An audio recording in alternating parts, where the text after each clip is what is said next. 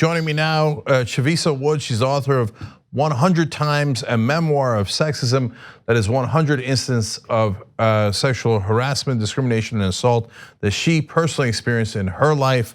Chavisa, welcome to the Young Turks. Thank you for having me. No problem. So obviously fascinating, and most people are stunned by the number that it has happened to you 100 times. Let's start with that. Do you think that's relatively normal for a woman, or did you suffer it maybe a little bit more than the average woman in America?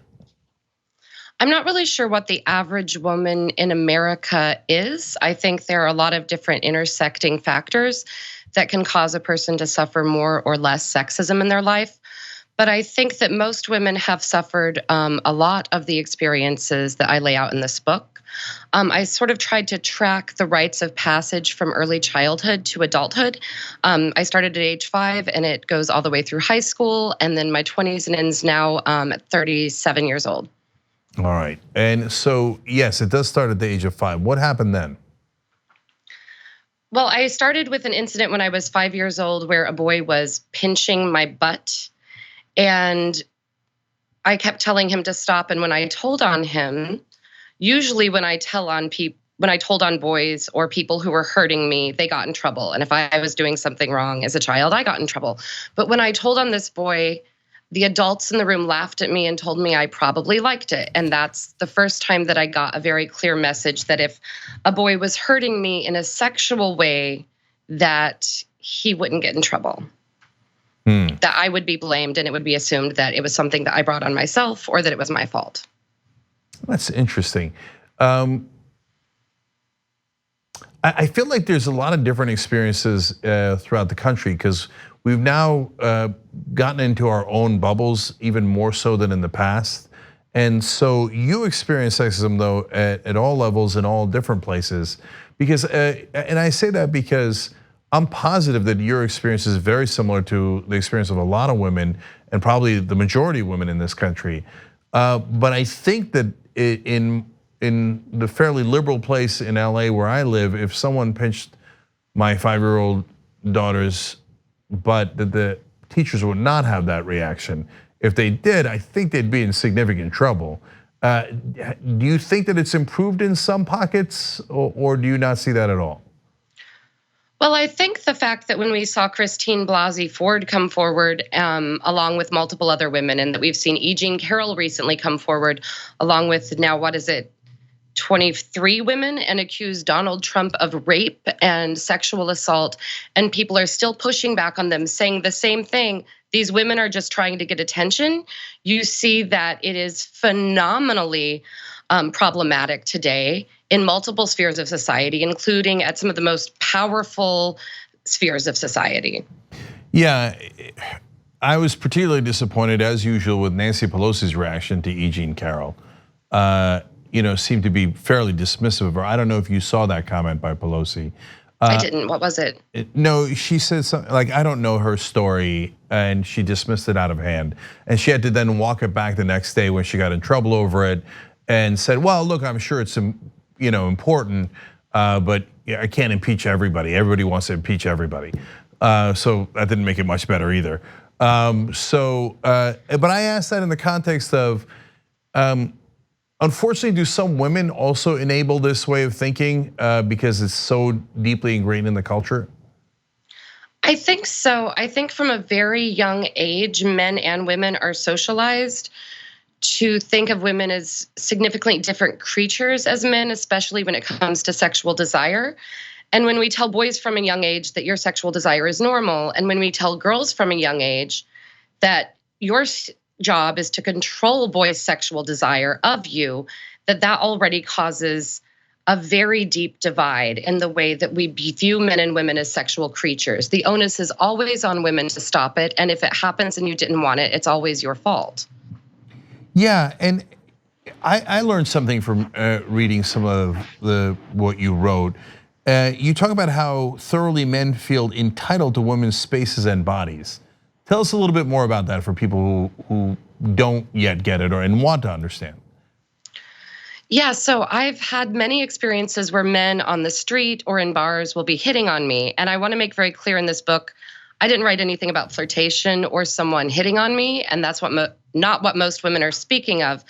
And when I say no or when I reject them, they're then angry with me. And some of them proceed to grab me. Actually, while I was writing this book, when I was on some of the last chapters, a man was coming on to me at a bar. And that's fine. We're adults. We can hit on each other. I don't mind. But I told him no a couple of times. I actually said, I'm waiting for my partner and her daughter to come and join us. And he said, oh, come on, I can tell you like me. And then he grabbed my breast. And that to me just showed that he thought that this was some sort of game that we were playing and that I was saying no to him as a way to force him to be more assertive with me. And that would somehow show me that he really liked me. But what he ended up doing was making me deeply uncomfortable and sexually assaulting me. Yeah, I'm gonna say something here that, I don't know how you feel about this, but I think that in an older generation, including my generation, a lot of young women were taught to say no, even if they wanted to flirt or like the guy, because they were taught that it's wrong, that you're too promiscuous if you say yes right away. Am I out of bounds there, or do you think that was the case and that led to an even worse cycle of men assuming, well, no, is what they're just saying so that I can go further? You see what I'm saying by that? Yeah, I think that I see what you're saying with that. I don't think that a woman saying no should ever be taken as a yes. Sometimes women are raised to believe that you have to say no, that you can never express your sexual desire. Our sexual desire is repressed. But if a woman says no to you and you think she really means yes, then maybe that's not a woman that you should have a sexual interaction with. Men aren't owed sexual intimacy with women. Yeah, of course. And so, look, I don't want anybody to get confused. No means no, that's clear. We've said it only a billion times. I hope it's finally gotten through to people. But I think that it didn't help, especially in, maybe it's more immigrant cultures, I don't know. But I know in the old country, and I'm from Turkey, no parent ever taught their daughter to say yes. Even if you were interested, you were supposed to say no. No, even if you were totally interested. God damn it, that's such a bad idea.